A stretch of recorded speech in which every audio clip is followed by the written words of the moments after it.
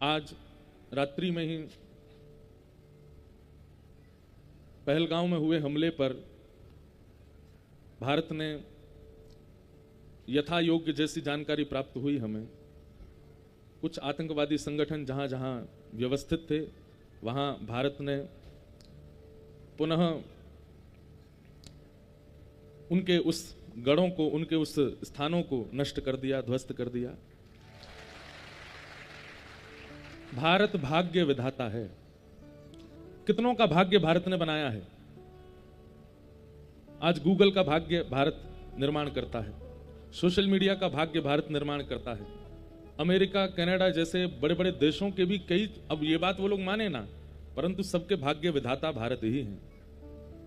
भारतीय अगर ना होते तो देश में कई सारे ऐसे देश हैं उनका कोई अस्तित्व ही नहीं होता अगर भारत ना होता तो। हम आप सब लोग परम सौभाग्यशाली हैं कि ऐसे भारत में जन्म लिया है हमने। श्रीमद् भागवत के पंचम स्कंद में तो देवता कहते हैं ठाकुर जी से कि धन्य हैं जिनका जन्म भारत में होता। देवता कहते हैं, बोले इनको तीर्थ भी मिलते हैं, पवित्र नदियां भी मिलती हैं, सब प्रकार के मौसम भी मिलते हैं, सबसे बड़ी बात इनको सत्संग कथा श्रवण करने को मिलता है। कितने धन्य हैं भारत के लोग। यहां पर मेधावी आधुनिकताओं से युक्त बुद्धि भी है लोगों के पास और आध्यात्म जगत की खुशबू भी है लोगों के पास। भगवान रक्षा करे। संभवतः कुछ योजनाएं युद्ध की बन सकती हैं। आप सब लोग अपना ध्यान रखिएगा, किसी को किसी प्रकार की कुछ क्षति ना हो, ऐसी हम ठाकुर जी से प्रार्थना करते हैं। ठाकुर जी से प्रार्थना की जो भी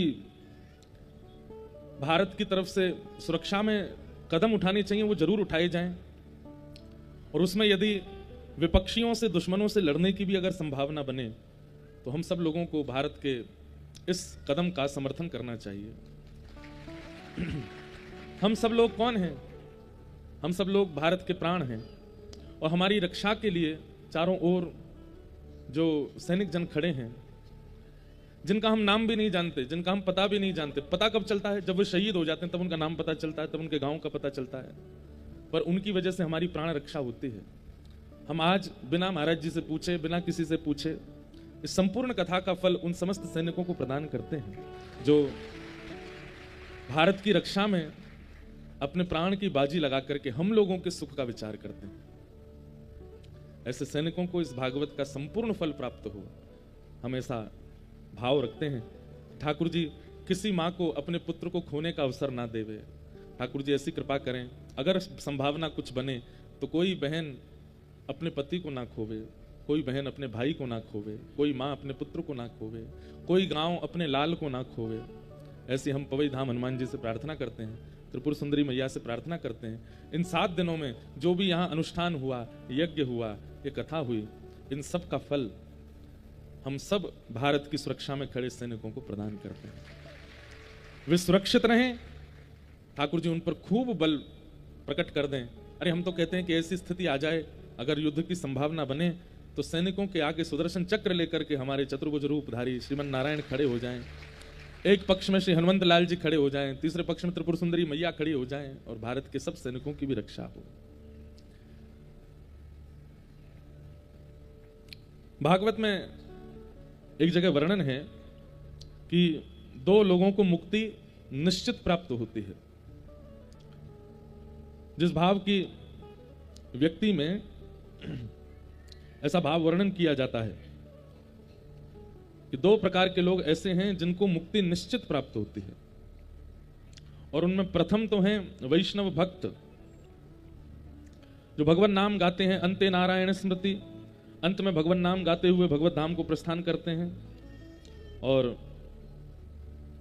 जिनके अथक प्रयास से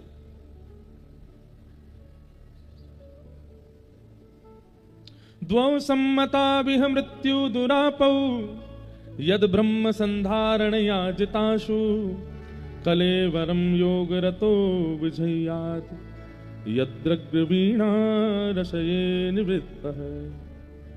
2 प्रकार के लोगों को मुक्ति निश्चित प्राप्त होती है। पहले तो जो अंते नारायण स्मृति, अंत में भगवान नाम स्मरण करते हुए भगवत धाम को प्राप्त होते हैं, और दूसरे जो अपने राष्ट्र, अपने देश, अपने कुल, सबकी रक्षार्थ युद्ध करते हैं, और जरूरी नहीं कि युद्ध में ही शहीद होते हैं। जीवन भर अपने राष्ट्र की रक्षा के लिए खड़े रहे और फिर अपना जीवन पूर्ण करके यदि वे प्रस्थान करते हैं, अपनी पूरी आयु जी करके भी यदि वो प्रस्थान करते हैं और अपने जीवन का कुछ समय वो देश की रक्षा सुरक्षा के लिए व्यतीत कर चुके हैं, मृत्यु के पश्चात उनको भगवत धाम की प्राप्ति होती है। ठाकुर जी अपने निज परिकर में उनको वास प्रदान करते हैं। ऐसे हमारे सैनिकों से हम निवेदन भागवत जी से करते हैं कि उनकी सुरक्षा के लिए, हे भागवत जी आप कृपा करें, नर्मदा मैया कृपा करें, पवई धाम हनुमान जी कृपा करें कि सब सुरक्षित रहें, कोई ऐसी क्षति किसी भी सैनिक को ना पहुंचे, ऐसी भावना है। बोलो वृंदावन बिहारी लाल की। भगवान द्वारिकाधीश बन गए हैं और ठाकुर जी का विवाह श्री रुक्मणी जी के साथ में सुसंपन्न हुआ है। रुक्मणी कौन है? साक्षात लक्ष्मी है, और नारायण के अलावा लक्ष्मी का अधिकार और किसी के पास नहीं। भगवान श्री कृष्ण का विवाह रुक्मणी जी से इसलिए हुआ क्योंकि वे नारायण है और नारायण सदा लक्ष्मी के संगी रहते हैं। वृंदावन रस चर्चाओं में श्री किशोरी जी के साथ विवाह का कई प्रसंग आते हैं, परंतु ठाकुर जी की दो लीला हैं, प्रकट और अप्रकट। प्रकट लीला पूरे विश्व के लिए है और अप्रकट लीला रसिकों के लिए है, अप्रकट लीला प्रेमियों के लिए है।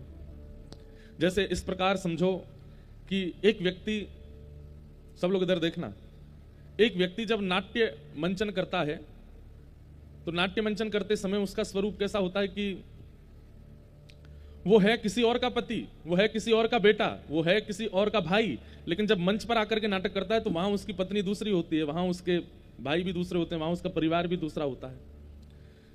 11 वर्ष 56 दिन तक ठाकुर जी की जो लीला है वो वास्तविक लीला है, और 11 वर्ष 56 दिन के बाद जब ठाकुर जी मथुरा द्वारिका लीला में प्रवेश करते हैं, वहां ठाकुर जी अपनी ऐश्वर्य युक्त लीला करते हैं, एक प्रकार से नाट्य मंचन कर रहे हैं। वास्तविकता में तो श्री ठाकुर जी का जो स्वरूप और जो व्यवहार संबंध आदि हैं वो ब्रजवासियों के साथ में जो हैं वो ही सुदृढ़ हैं। इसलिए ठाकुर जी का ये एक प्रकार से मंचन चल रहा है, हम लोगों को समझाने के लिए, हम लोगों को कुछ सिखाने के लिए। नहीं तो श्री राधा कृष्ण गतिर मम, ये दोनों कृष्ण चित्त स्थिता राधा, राधा चित्त स्थितो हरि, जीवने निधने नित्यम, राधा कृष्णौ गतिर्मम, राधा कृष्णौ गतिर्मम। किशोरी जी के चित्त में सदा श्री कृष्ण रहते हैं, और ऐसा कहते हैं कि किशोरी जी का चित्त श्री कृष्ण है और कृष्ण का चित्त श्री किशोरी जी हैं, ये दोनों एक दूसरे के चित्त ही है। बस अब प्रकट लीला में संग निवास करते हैं। प्रकट लीला में किशोरी जी वृंदावन में विराजती हैं और ठाकुर जी का विवाह रुक्मणी जी से। अब बहुत विस्तार का प्रसंग है। तो भगवान का विवाह रुक्मणी जी के साथ में हुआ क्योंकि रुक्मणी लक्ष्मी है। दूसरा विवाह ठाकुर जी का जामवंत की पुत्री जामवती के साथ में हुआ। तीसरा विवाह ठाकुर जी का सत्राजित यादव की पुत्री सत्यभामा के साथ हुआ। चौथा विवाह हमारी वृंदावन की रस रानी श्री यमुना जी के साथ में हुआ, कालिंदी। और इस प्रकार भगवान के अष्ट प्रमुख ब्याह हुए। वास्तव में ठाकुर जी का ब्याह किन से हो रहा है? अष्टधा प्रकृति। बहुत ध्यान से सुनिएगा, ठाकुर जी का विवाह किन से हुआ? अष्टधा प्रकृति। पंच प्रकृति हमारे बाहर है और 4 प्रकृति हमारे भीतर है। कुल कितने हुई? 9। लेकिन हमारे भीतर की एक प्रकृति जो है वो ठाकुर जी का स्वरूप है। बहुत ध्यान से सुनो, बाहर की 5 प्रकृति सब जानते हैं, पृथ्वी, जल, अग्नि, वायु, आकाश। इन पंच तत्वों से ही हमारा शरीर बनता है। लेकिन इस शरीर को क्रियान्वित कराने वाली अंतःकरण चतुष्टय, 4 भीतर हमारे रहते हैं, मन, बुद्धि, चित्त और अहंकार। 5 प्रकृति ने शरीर तो बना दिया, लेकिन मन नहीं होगा तो ये शरीर काम नहीं करेगा, चित्त नहीं होगा तो ये शरीर काम नहीं करेगा, आत्मा नहीं होगी तो शरीर काम नहीं करेगा, बुद्धि नहीं होगी तो भी शरीर काम नहीं करेगा। और अहंकार, अहंकार का मतलब यहां पर अभिमान नहीं है, अहंकार का मतलब देहाभिमान है। जैसे प्यास लगती है, आप तुरंत पानी की खोज करके पानी पीते हो, यह देहाभिमान है। आपको नींद आती है, आप बिस्तर पर जाकर सो जाते हो, भूख लगती है, भोजन करते हो। कुछ कुछ शरीर की जरूरतें जो हम पूरी करते हैं, इसको देहाभिमान कहते हैं, उस रूप में अहंकार। तो 5 प्रकृति हमारे बाहर है, पृथ्वी, अग्नि, जल, वायु, आकाश, और 4 प्रकृति हमारे अंदर है, मन, बुद्धि, चित्त और अहंकार। तो इसमें जो तीसरे नंबर वाली जो है भीतर की चित्त, यानी कि आत्मा, वो परमात्मा का स्वरूप है। तो उनको यदि विलग किया जाए तो पंचभूत बाहर के और 3 प्रकृति हमारे अंदर की, ये अष्ट भगवान की प्रथम पत्नियां हैं, पृथ्वी, भगवान की 9 अष्टपत्नियों में एक पत्नी सत्यभामा वो भूमि का स्वरूप है। भगवान की एक पत्नी जल का स्वरूप है, यमुना जी। ठाकुर जी की एक पत्नी श्री रुक्मणी जी वो पावक यानी कि अग्नि का स्वरूप है। मित्रविंदा वायु का स्वरूप है, लक्ष्मणा आकाश का स्वरूप है। इस प्रकार से 5 प्रकृति बाहर की, 3 प्रकृति भीतर की, इनसे भगवान ने प्रमुख ब्याह किए। यही भगवान की अष्टपटरानियां हैं। कोई स्त्री से ब्याह नहीं कर रहे हैं ठाकुर जी, अपने ही द्वारा बनाई गई जो सृष्टि की 5 प्रकृतियां और 3 प्रकृति भीतर की हैं, उनसे ठाकुर जी ने ब्याह किया। ये भगवान की अष्टपटरानियां। अष्टपटरानी। भौमासुर नाम का एक राक्षस था, उसने 16,000 कन्याओं को बंदी बना रखा था। उसकी इच्छा थी कि 20,000 हो जाएंगी तो एक साथ सबसे ब्याह करूंगा। 16,100 राजकुमारियों को बंदी बना रखा था अपहरण करके। ठाकुर जी को जब ये बात पता चली तो भगवान भौमासुर का वध करने के लिए गए और साथ में लेकर के गए भूमि का स्वरूप सत्यभामा को। ये भौमासुर जो है ये भूमि का बेटा है, पृथ्वी का बेटा है। और किसी ने भूमि को कहा कि तुम्हारे पुत्र को भगवान मारेंगे, ये एक दिन इतना आतताई हो जाएगा कि ठाकुर जी सुदर्शन चक्र से इसका सर धड़ से अलग करेंगे। तो भूमि ने जाकर के, भगवान की 2 पत्नी प्रमुख हैं, रमा और क्षमा। रमा यानी कि लक्ष्मी, क्षमा यानी कि पृथ्वी। तो पृथ्वी भूमि ने जाकर के ठाकुर जी से कहा कि आप मेरे पुत्र को कभी मत मारना। तो ठाकुर जी ने वचन दिया कभी नहीं मारेंगे जब तक तुम नहीं कहोगे। जिस दिन तुम कहोगे कि मारो उसी दिन मारेंगे, तब तक चाहिए जो करे। तो भूमि ही भगवान की तृतीय पत्नी बनकर के आई। कौन? सत्यभामा। तो भगवान जब भौमासुर को मारने गए तो सत्यभामा को संग लेकर के गए। और सत्यभामा को याद नहीं था कि ये मेरा ही बेटा है, वो पूर्व जन्म का पुत्र है। जैसे ही भगवान युद्ध करने के लिए गए तो युद्ध में उसको मारे ना, उससे बचने का प्रयास करें। रथ में बैठी बैठी सत्यभामा को क्रोध आया, ठाकुर जी से बोली, हे द्वारिकाधीश, आप इस दुष्ट को मार क्यों नहीं देते? ठाकुर जी बोले, बस इसी की प्रतीक्षा कर रहे थे हम कि आप कहो। और जैसे ही कहा सत्यभामा ने, ठाकुर जी ने भौमासुर का वध कर दिया। हमारे ठाकुर जी ना बड़े मेधावी बुद्धि वाले हैं, इसलिए कृष्ण अर्चन करने वाले, कृष्ण आराधन करने वालों की बुद्धि जो है ना वो सम्यक हो जाती है, वो व्यवस्थित हो जाती है। आप व्यवस्थित बुद्धि का मतलब क्या है कि आपके सामने कोई भी क्वेश्चन पेपर दे दो आप हल कर दोगे, ये व्यवस्थित बुद्धि नहीं है। व्यवस्थित बुद्धि का मतलब है जीवन में चाहे कैसी स्थिति आ जाए उस स्थिति में निर्णय कैसा होना चाहिए, उसको व्यवस्थित बुद्धि कहते हैं। अभी मान लो भगवान ना करे कुछ ओला ओला गिरने लगे तो अब हमको क्या करना चाहिए, कैसे बचना चाहिए, कैसे खेती बचावे, कैसे निकल के जावे, तुरंत बुद्धि बना करके निकल जाए, उसको कहते हैं व्यवस्थित बुद्धि। घर में कुछ ऐसा कार्य हो जाए जो नहीं होना चाहिए, अचानक उसमें अब क्या किया जाए, उस समय जो अपना निर्णयात्मक बुद्धि से कुछ निर्णय लेवे, उसको कहते हैं व्यवस्थित बुद्धि। कौन व्यक्ति संबंध बनाने योग्य है, कौन व्यक्ति त्यागने योग्य है, ये सब जो जानकारी करता है उसको कहते हैं व्यवस्थित बुद्धि। और श्री कृष्ण आराधन करने से व्यवस्थित बुद्धि प्राप्त होती है। तो भगवान ने भौमासुर का वध किया। 16,100 राजकुमारियों को ठाकुर जी ने मुक्त किया।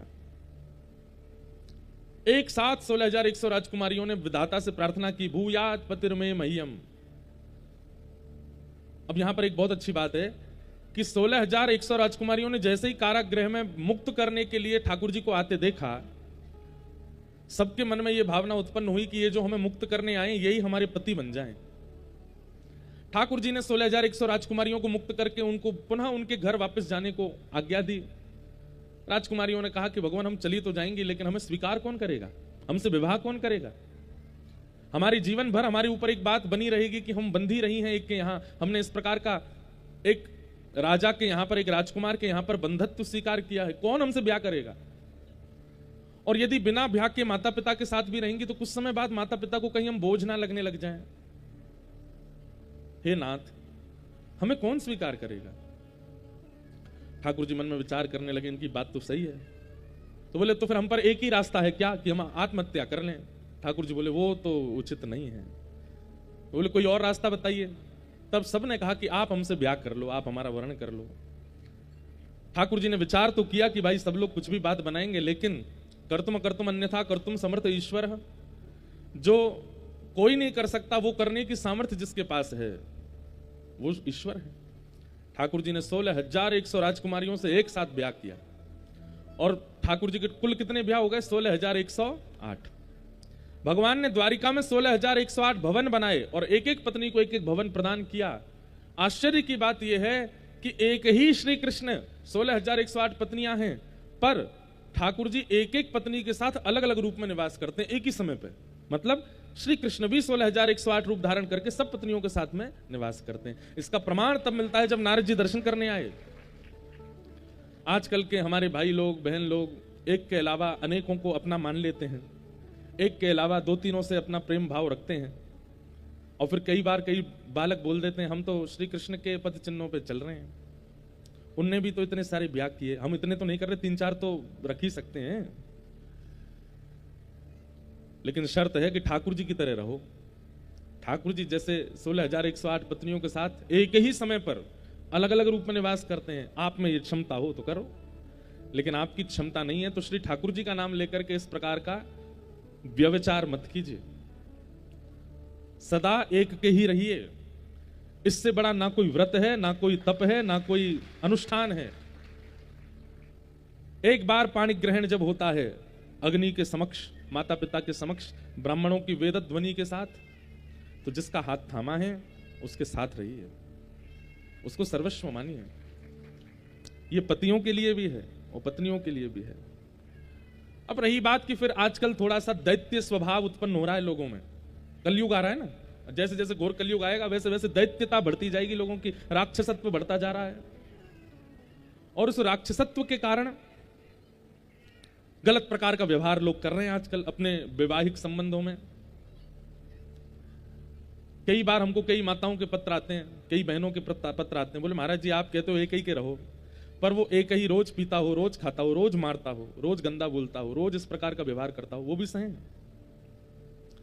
देखिए एक बात सुनिएगा, पति का मतलब होता है रक्षक।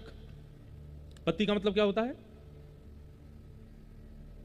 जो रक्षा करे उसे पति कहते हैं। भगवान को जगतपति कहकर के पुकारा जाता है। बोले क्यों? पूरे विश्व की रक्षा करते हैं इसलिए पति। अगर रक्षा का गुण उसके अंदर है तो ही तो वो पति है, लेकिन रक्षा का गुण नहीं है तो फिर वो काय बात का पति? वो तो वही बात हो गई कि साधु का चोला पहना है लेकिन साधु जैसा कोई व्यवहार नहीं है, ना वैसा बोली चाली, ना वैसा खान पान, ना वैसा रहन सहन, केवल साधु बने घूम रहे हैं रावण की तरह। चोला तो कोई भी पहन लेगा, इंस्पेक्टर की वर्दी तो कोई भी दर्जी से बनवा करके पहन करके अपने आप को सलाम करवा सकता है। वस्त्र से, आवरण से किसी भी रूप को धारण कर लेना बहुत आसान है, परंतु वास्तविकता उस रूप की तब मानी जाए जब आप भीतर से वैसे हो।